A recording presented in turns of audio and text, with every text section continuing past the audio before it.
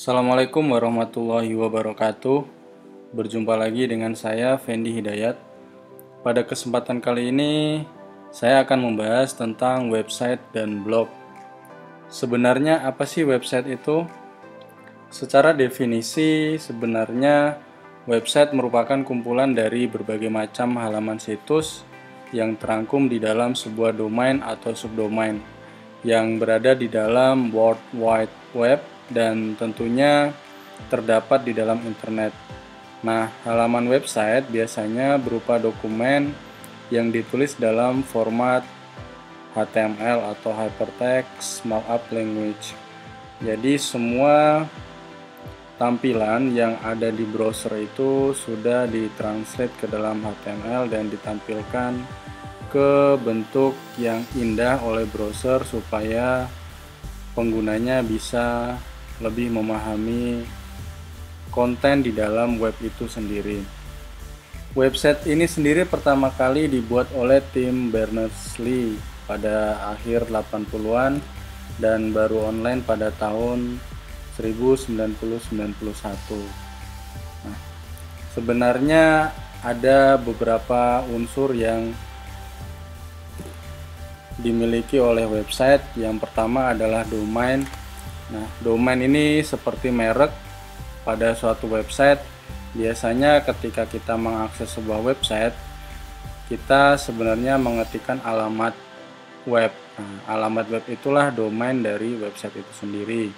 Misalkan facebook.com, kompas.com, detik.com, atau lain sebagainya. Kemudian yang kedua adalah hosting. Nah, hosting ini adalah tempat di mana file atau dokumen dan informasi serta data yang disajikan oleh domain itu disimpan.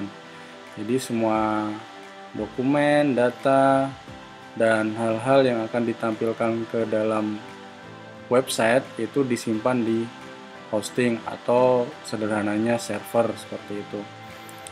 Kemudian yang ketiga adalah konten. Tentu suatu website tidak akan bermakna apa-apa kalau dia tidak memiliki konten. Nah, konten ini bisa berbentuk teks, gambar, maupun video.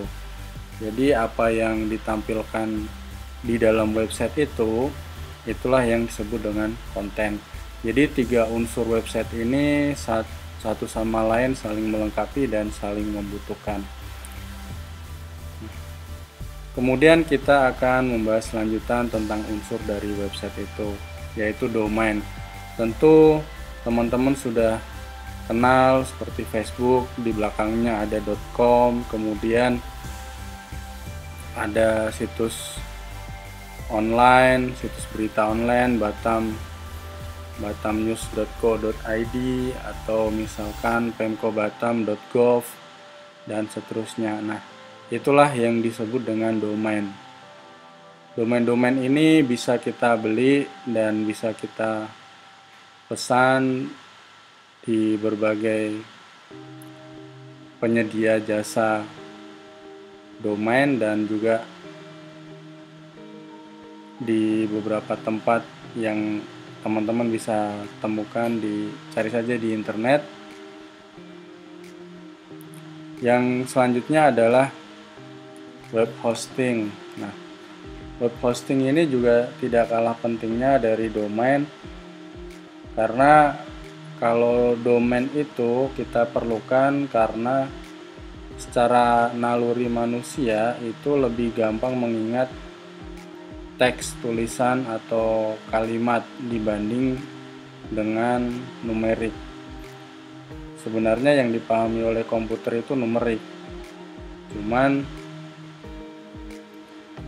manusia lebih gampang mengingat teks, maka ada teknologi domain.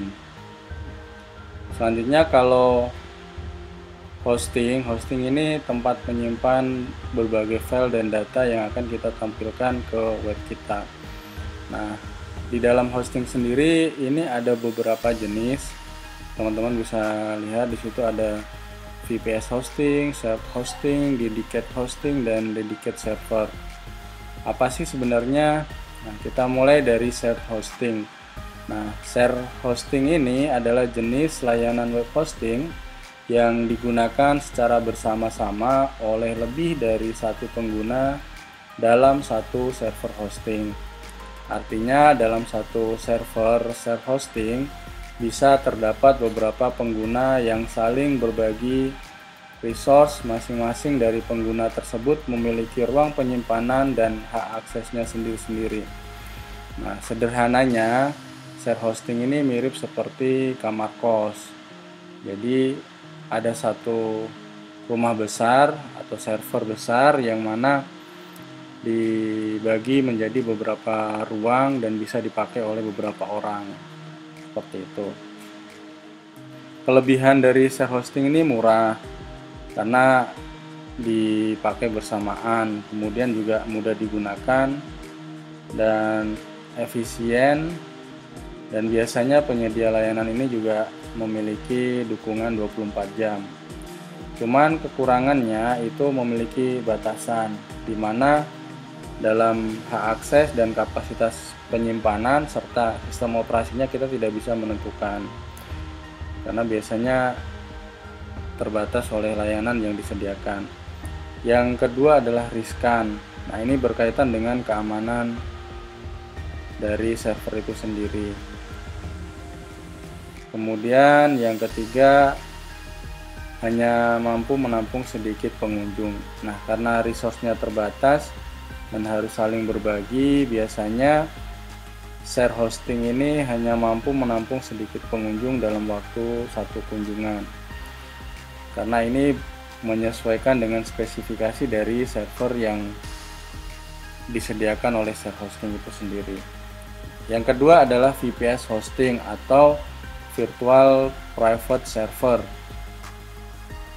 Nah, ini merupakan layanan web hosting dalam satu server fisik yang dibagi menjadi beberapa server virtual.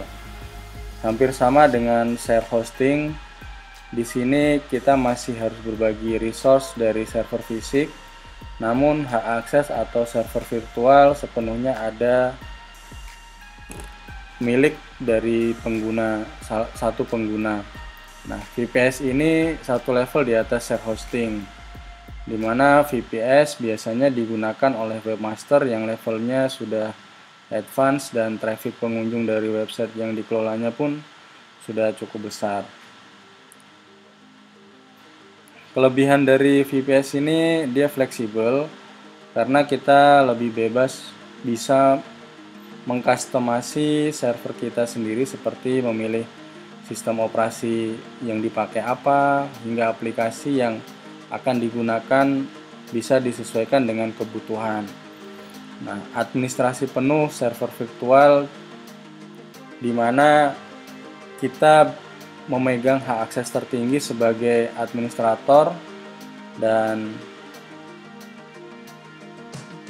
sepenuhnya kemampuan administrasi di tangan kita sebagai pemilik VPS. Yang ketiga, lebih aman. Nah, VPS server lebih aman jika memang kita selalu mengupdate dan mengupgrade aplikasi dan patch yang ada di sistem operasi yang kita gunakan agar terhindar dari bugs yang ada. Kemudian lebih stabil. VPS lebih stabil karena kita dapat menurunkan atau meninggikan resource sehingga permasalahan downtime server lebih berkurang, dan ini juga lebih murah dibanding dedicated server. Kekurangannya dari sisi advance, VPS ditujukan untuk pengguna webmaster di mana levelnya sudah cukup tinggi, karena kita harus mengetahui spesifikasi dari sistem informasi, alat, sistem operasi, dan juga cara-cara mengkonfigurasi dari suatu server. Kemudian kekurangan yang kedua adalah kurang efisiensi waktu dan tenaga, karena kita harus menginstal sendiri, mengkonfigurasi sendiri aplikasi-aplikasi dari awal, jadi ya butuh waktu dan banyak habis waktu di sana. Yang ketiga, lebih mahal dibanding share hosting.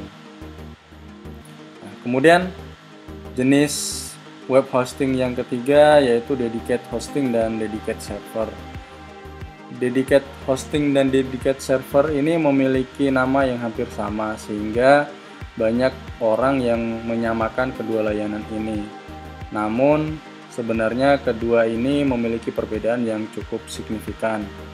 Yang pertama, dedicated hosting adalah layanan server hosting yang bentuknya virtualisasi server, yang memungkinkan pengguna untuk menyewa bagian server atau satu server penuh dengan kebebasan memilih sistem operasi yang akan digunakan sebagai tempat website dan bisnis online lainnya. Sedangkan dedicated server adalah layanan server hosting yang berbentuk satu server fisik. Selain dapat memilih sistem operasinya, pengguna juga dimungkinkan untuk memilih spesifikasi hardware yang akan digunakan untuk komputer server. Nah, ini sedikit penjelasan tentang layanan yang ada di web hosting. Kemudian jenis-jenis dari website. Secara umum ada beberapa jenis dari website itu sendiri. Yang pertama, website pribadi.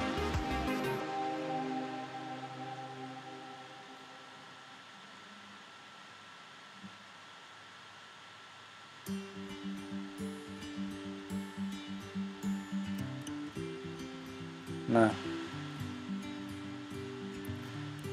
yang pertama adalah website pribadi. Sejak awal tahun 2000-an, website pribadi menjadi salah satu tren yang mempublikasikan jurnal pribadi, atau kalau zaman dulu, orang-orang dulu itu mengenal istilahnya diary. Nah, dengan adanya internet, kemudian teknologi website semakin maju, maka buku diary itu berpindah ke website pribadi. Biasanya di sini ditulis tentang cerita kehidupan sehari-hari dan juga tentang informasi pelajaran yang sudah didapatkan atau menyalin materi-materi perkuliahan ada di sini. Kemudian yang kedua ada e-commerce atau toko online. Nah, ini yang juga lagi ngetren saat ini, di mana website toko online ini digunakan untuk tempat jual beli dan transaksi berbagai merchant yang ada dan dilakukan secara online. Kemudian ada blog. Nah, blog di sini lebih ke content marketing, di mana blog ini selain juga digunakan untuk menyimpan cerita, kemudian menyimpan berbagai informasi, blog ini juga bisa dipakai untuk konten marketing. Nah, caranya adalah dengan membuat konten atau artikel dengan menggunakan kata kunci yang sering digunakan oleh calon konsumen dari web. Nah, misalkan kita menjual sepatu atau yang lainnya, maka kita harus menulis kata kunci yang berkaitan, atau kalau biasa di SEO adalah niche dari blog kita apa, seperti itu. Selain dari tiga ini, ada juga jenis website lainnya, yaitu website perusahaan. Nah, biasanya perusahaan-perusahaan itu ingin menampilkan profil dan juga layanan-layanan yang mereka miliki itu supaya mudah diketahui oleh orang, juga menggunakan website. Selain website perusahaan, juga ada organisasi atau pemerintahan. Nah, rata-rata pemerintah pusat, daerah, dan lokal juga sudah memiliki website. Nah, tentu selain jenis yang itu, ada juga website media sharing. Nah, ini yang sebenarnya paling sering kita gunakan. contohnya YouTube, kemudian stok foto dan sebagainya, termasuk misalkan media sosial juga. Nah, jenis website berikutnya adalah komunitas online. Tentu teman-teman dulu pernah tahu namanya Kaskus. Nah, itu adalah salah satu website komunitas online terbesar di Indonesia. Dan selain itu juga banyak komunitas lain, contohnya fotografer.net, yaitu website yang digunakan untuk komunitas fotografer di Indonesia untuk bertukar informasi dan pengetahuan tentang tips-tips fotografi dan juga komunitas-komunitas lainnya. Dan yang tak kalah penting lain adalah jenis web yang digunakan untuk berita. Nah, ini dipakai oleh para insan pers untuk menyampaikan informasi atau berita-berita terkini yang ada di sekitar kita. Jadi itulah beberapa jenis website yang bisa teman-teman pahami. Selanjutnya, kenapa sih kita harus membuat website? Nah, website sendiri memiliki beberapa manfaat. Yang pertama, kalau kita punya website sendiri, kita setidaknya bisa membuat personal branding. Tidak bisa dipungkiri, website juga bisa kita gunakan untuk menampilkan portofolio diri kita, baik portofolio kita dalam kemampuan menulis dan juga portofolio kita yang berkaitan dengan pekerjaan kita sehari-hari. Makanya website juga bisa menjadi tempat untuk menaikkan branding personal. Yang kedua adalah sharing. Tentu ketika kita menulis atau memposting beberapa artikel di web kita, tentu ada artikel atau informasi yang kita bagikan kepada pengguna. Misalkan saya menulis beberapa cerita dan materi-materi perkuliahan di web saya di fendihidayat.com. Di sana teman-teman bisa mencari atau melihat beberapa tulisan yang saya bagikan ke teman-teman, dan teman-teman juga bisa mendapatkan informasi dan membaca informasi dari sana. Nah, manfaat yang ketiga adalah menghasilkan uang. Ini yang banyak atau beberapa pegiat online juga memanfaatkan hal ini. Jadi ketika website kita memiliki traffic yang baik, maka secara tidak langsung kita bisa mendaftarkan affiliate, misalkan seperti Google AdSense dan juga affiliate lainnya. Nah, dari sana kita bisa menghasilkan uang. Jadi yang terpenting yang dicari oleh pegiat media online adalah bagaimana menghasilkan traffic sebanyak-banyaknya, karena dari sanalah mereka bisa mendapatkan penghasilan atau uang. Nah, kemudian kita masuk ke platform website. Sebenarnya bagaimana sih kita membuat website itu? Yang paling sederhana, kita menggunakan CMS atau Content Management System. Nah, CMS ini merupakan suatu perangkat lunak atau sistem yang digunakan untuk membuat konten digital atau website. Ada beberapa jenis CMS yang bisa kita pakai, misalkan WordPress, kemudian Typo3, Drupal, Alfresco, Joomla, dan Levre. Nah, kalau kita lihat statistik penggunaan, sebenarnya WordPress lah yang paling tinggi dipakai atau banyak dipakai oleh orang-orang. Yang kedua adalah Joomla. Selain dari ini, ada juga platform website lainnya yang juga banyak digunakan. Karena kalau kita menggunakan CMS ini, kita juga selain membutuhkan domain, kita juga membutuhkan hosting. Kita harus menyewa domain dan menyewa hosting. Nah, ada yang lebih simple atau sederhana dan murah. Itu biasanya orang menggunakan layanan Blogspot yang disediakan oleh Google. Itu kita tidak perlu menyediakan lagi hosting sendiri karena sudah disiapkan oleh Google. Cuman ya memang terbatas, kita tidak bisa melakukan banyak konfigurasi. Kita lebih banyak melakukan pengaturan dari sisi konten kita sendiri, dan mungkin kita sedikit bisa melakukan pengaturan dari sisi layoutnya.